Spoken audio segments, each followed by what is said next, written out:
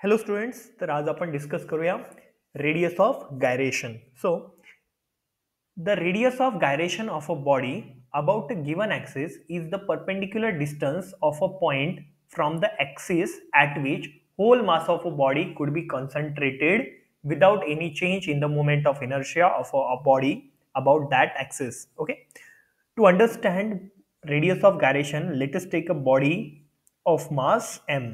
Okay, या बॉडीचा मास किती आहे m and consider a axis of rotation. हा आहे ॲक्सिस ऑफ रोटेशन आणि या भोवती बॉडी काय करते, रोटेशन परफॉर्म करते. In this case moment of inertia is I. Okay, now consider a point at which whole mass of a body is assume to be concentrated. Okay, म्हणजे काय, एक असा पॉइंट आपण कन्सिडर केला ज्यावर आपण म्हणतोय की पूर्ण मास बॉडीचं कसं आहे, कन्सन्ट्रेटेड आहे. म्हणून आपण काय म्हटलं, so this is axis of rotation, same axis of rotation. आणि हा पॉइंट कुठे, हा पॉइंट आहे इथे.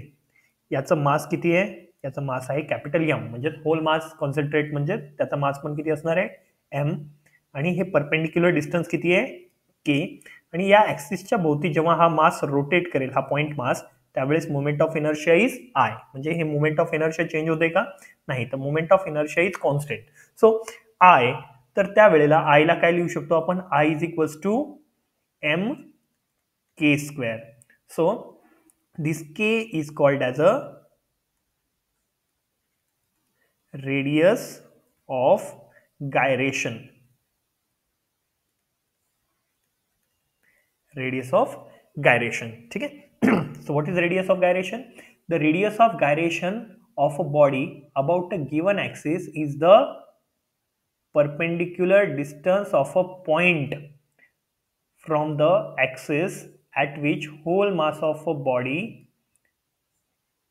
could be concentrated. Means काय, हा पॉइंट मास जिथं आपण म्हणतोय hole mass of a body is concentrated, त्या पॉइंट पासून हे जे परपेंडिक्युलर डिस्टन्स आहे from the axis of rotation, this perpendicular distance is called as a radius of gyration. ठीक आहे. So if a body of mass m and radius of gyration k, then the moment of inertia is I is equals to mk square, where k is equals to under root I divided by m, and radius of gyration depends on shape and size of a body, position and the configuration of the axis of rotation, the distribution of a mass of a body with respect to the axis of rotation. Okay, याचा अर्थ असा की if radius of gyration is greater, then moment of inertia is more. Moment of inertia जर जास्त असेल तर त्याचाच अर्थ काय, या बॉडीला रोटेट करणं हार्ड आहे. त्यानंतर इफ रेडियस ऑफ गायरेशन कमी तर मोमेंट ऑफ इनर्शिया पण कमी. मोमेंट ऑफ इनर्शिया कमी तर त्या बॉडीला रोटेट करणं, आणि जर रोटेट करत असेल तर त्याला थांबवणं easy.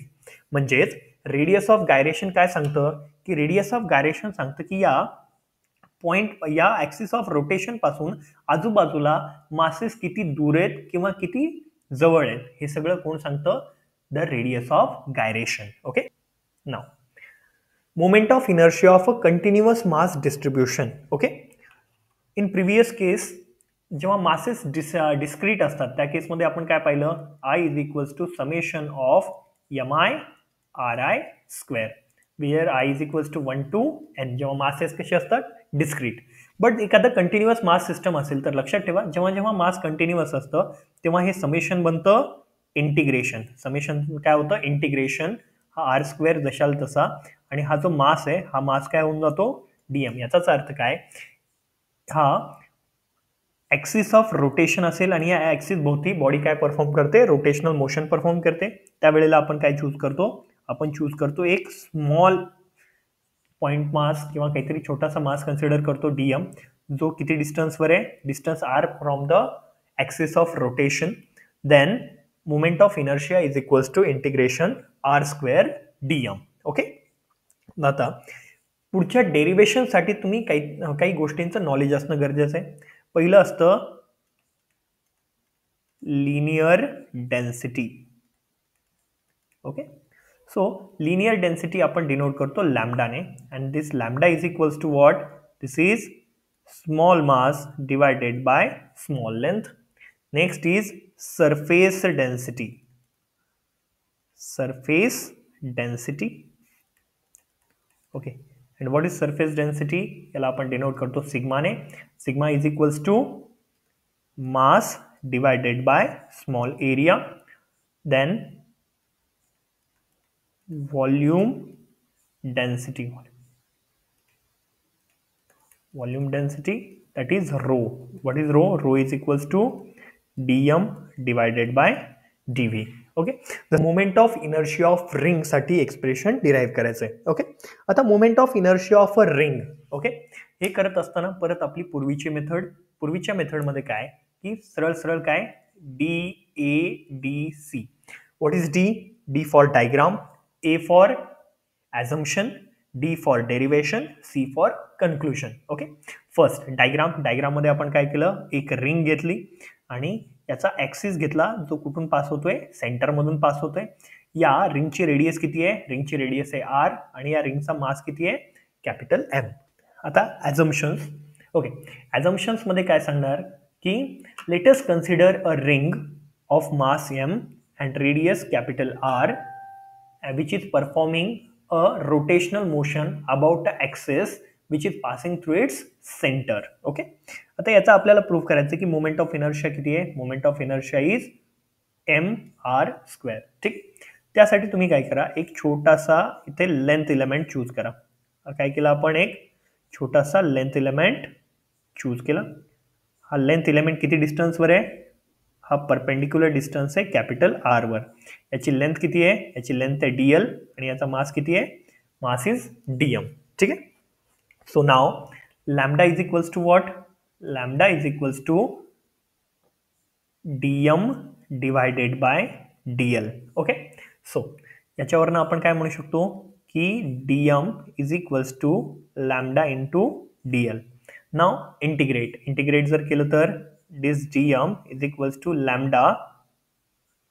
lambda into dl. but in case of lambda dl जर म्हटलं तर हा आहे, जर याला आपण इकडनं जॉईन केला तर हा अँगल किती बनतोय? This angle is D theta. Okay, by arc length we know that, so DL is a arc length. Now इकडे जर पाहिला हा अँगल किती आहे? This angle is D theta, this is DL and this is R. Now R is DL is equals to R into D theta. Okay, so यात जर value इकडे put केलं तर काय मिळालं? integration dm is m, so m is equals to integration lambda, it is r into d theta. आणि theta कुठून कुठे इंटिग्रेट होतोय? या 0 पासून ते पूर्ण 360 डिग्री, म्हणजेच काय 0 to 2 pi. So m is equals to what? m is equals to lambda आणि r तर कॉन्स्टंट आहे, त्यांना बाहेर घ्या. लॅम्डा आणि r इंटिग्रेशन फ्रॉम 0 to 2 पाय d theta. The integration of d theta is theta, so which is equals to m is equals to 2 pi r into lambda. This is value of m. Now for continuous mass distribution we know that I is equals to what? I is equals to integration r square dm, but here r is equals to इथं distance किती आहे? Capital R, perpendicular distance, it is integration capital R square and dm. What is value of dm?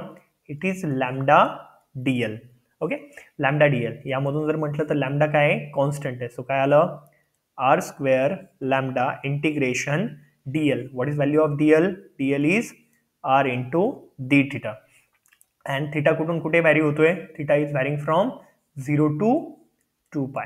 Okay, यामध्ये जर आपण values काढल्या तर काय येईल? r स्क्वेअर लॅम्डा आणि हा जो r परत बाहेर घेतला, सो r बाहेर घेतला, this is r. Okay, integration d theta from 0 to 2 pi. and what is integration of D theta it is theta, आणि अप्पर आणि लोअर लिमिट जर ठेवल्यात काय मिळालं, this is equals to R cube lambda and this is integration of D theta is theta from 0 to 2 पाय. आता limits ठेवा, limits ठेवल्याच्या नंतर काय मिळेल, this is R cube lambda upper limit 2 pi minus lower limit 0. ठीक आहे.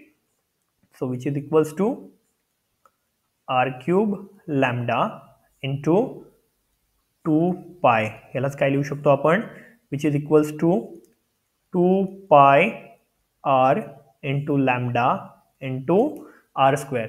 But this 2 pi R lambda, okay, 2 pi R lambda कशाची value आहे, कॅपिटल एम ची.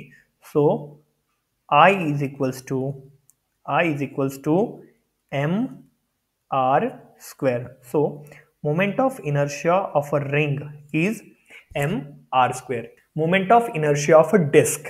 Okay, moment of inertia of disk मध्ये जर म्हटलं तर आता डिस्क साठी परत काय मेथड, परत मेथड तीच, this is DADC. DADC first diagram मध्ये आपण काय केलं, डायग्राम मध्ये आपण एक रिंग कन्सिडर केली. या रिंगचा मास किती आहे, रिंगचा मास इज कॅपिटल एम. त्यानंतर याची रेडियस किती आहे, capital R, which is performing a rotational motion about the axis which is passing through its centre. Okay, आणि आपल्याला काय प्रूव्ह करायचं आहे, I is equals to 1/2 mr square. ठीक आहे. सो प्रूव्ह करण्यासाठी परत डायग्राम झाली. आता सांगूया ॲझम्पशन्स. काय आहेत ॲझम्पशन, okay, let us consider a disk of mass m having radius capital R and the axis of rotation is passing through its center and perpendicular to its plane. Sigma is equals to what, this is dm divided by dA. या एरियासाठी जर म्हटलं तर आपण एक छोटीशी ring consider केली, म्हणजे एक छोटासा एरिया कन्सिडर केला ज्याची जी काही वेट किंवा जाडी येते किती आहे, दिस इज dr, आणि सेंटर पासून किती डिस्टन्सवर आहे, सेंटर पासून डिस्टन्स आहे आर वर. ठीक आहे. आता याचा एरिया किती येईल, ह्या छोटीशी जी रिंग कन्सिडर केली आहे तुम्ही, या छोट्या रिंगचा एरिया किती येईल, दिस इज याचा पूर्ण circumference, this is DA is equals to याचा पूर्ण सर्कम्फरन्स किती आहे, 2 पाय आर, आणि याची जी काही विड्थ आहे आणि जर मल्टिप्लाय केलं तर किती आलं, विड्थ किती आहे, dr. So this is small element DA is equals to 2 pi R into dr. So याच्यावरनं आपण असं लिहू शकतो का, dm is equals to sigma into DA. But what is value of DA, DA is dm is equals to sigma into 2 pi R dr. Okay, now integrate on both sides. So dm is equals to integration sigma 2 pi r dr. Okay, आता r कुठून कुठे integrate, कुठून कुठे value होतोय, 0 to capital R. त्यामुळे या ज्या जे कॉन्स्टंट आहेत ते सर्व बाहेर काढा. Integration of dm is capital M, so which is equals to ह्याच्यातून 2 पाय आणि सिग्मा बाहेर जर काढला तर राहिलं काय मध्ये, integration from 0 to capital R, it is R dr. But तुम्हाला एक फॉर्म्युला माहित असेल, integration of x to the power n into dx is equals to x to the power n plus 1 divided by n plus 1. या फॉर्म्युलाने जर solve केलं तर काय मिळेल, this m is equals to what, m is equals to 2 pi into sigma into integration of R dr is, इथं power किती आहे, 1, म्हणजेच काय आलं, r to the power 2 divided by 2 from 0 to capital R. या सर्व व्हॅल्यूज जर तुम्ही पुट केल्याच्या नंतर काय मिळेल, पुट केल्याच्या नंतर मिळेल m is equals to what, m is equals to 2 pi sigma r square divided by 2, 2 से 2 cancel, so m is equals to what, m is equals to pi r square sigma. Okay, this is value of capital M. आता आपल्याला find करायचं आहे moment of inertia. Okay, आता moment of inertia ही पहिली step झाली जिथं आपण होल मास काढले in terms of sigma. Now for continuous mass distribution, I is equals to integration r square dm. Okay, so which is equals to integration r square, what is value of dm, dm is equals to sigma into D A hair. इकडं डीएमचं मास किती आहे, sorry डीएमची value किती आहे, DM is equals to sigma into D A. Now put value of D A किती आहे, D A is 2 pi r into dr. So r square sigma into what is value of dA? It is 2 pi r dr. आता यामधून जे जे common आहेत, आता r dr okay. So radius सोबत integration आहे. सो रेडियसची r ची limits काय आहेत, 0 टू कॅपिटल R. ज्या टर्म्स कॉन्स्टंट आहेत त्यांना बाहेर काढा. काय काय टर्म्स कॉन्स्टंट आहेत, 2 pi सिग्मा हे कॉन्स्टंट आहे. त्यानंतर इंटिग्रेशन आर आणि R square into R, it is R cube into D R. Okay, यांना जर तुम्ही सॉल्व्ह केलं तर काय मिळेल, this is I is equals to 2 pi. So परत हाच formula, X to the power N into D X is X to the power N plus 1 divided by N plus 1. या फॉर्म्युलाने जर सॉल्व्ह केलं तर काय मिळेल, R to the power 4 divided by 4, 0 to capital r into sigma r to the power 4 divided by 4. So upper lower limit ठेवल्यात काय मिळेल, this is 2 pi sigma divided by 4 into r to the power 4 okay minus 0.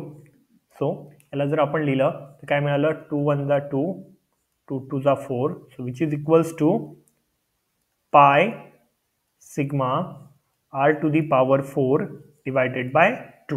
या r to the power 4 ला आपण असं break करू शकतो का, so pi r square sigma into r square divided by 2. But ही जी काही व्हॅल्यू आहे पाय r स्क्वेअर सिग्मा, ही कशाची व्हॅल्यू आहे, पाय r स्क्वेअर सिग्मा ही व्हॅल्यू आहे कॅपिटल एम ची. म्हणजे याच्यावरनं काय म्हणता येईल, so moment of inertia of a disk is M राहिलेला r square divided by 2. So this is moment of inertia of a disk. Okay, या प्रकारे तुम्ही हे एक्सप्रेशन सॉल्व्ह करू शकता. ठीक आहे, so this is about moment of inertia of a disk.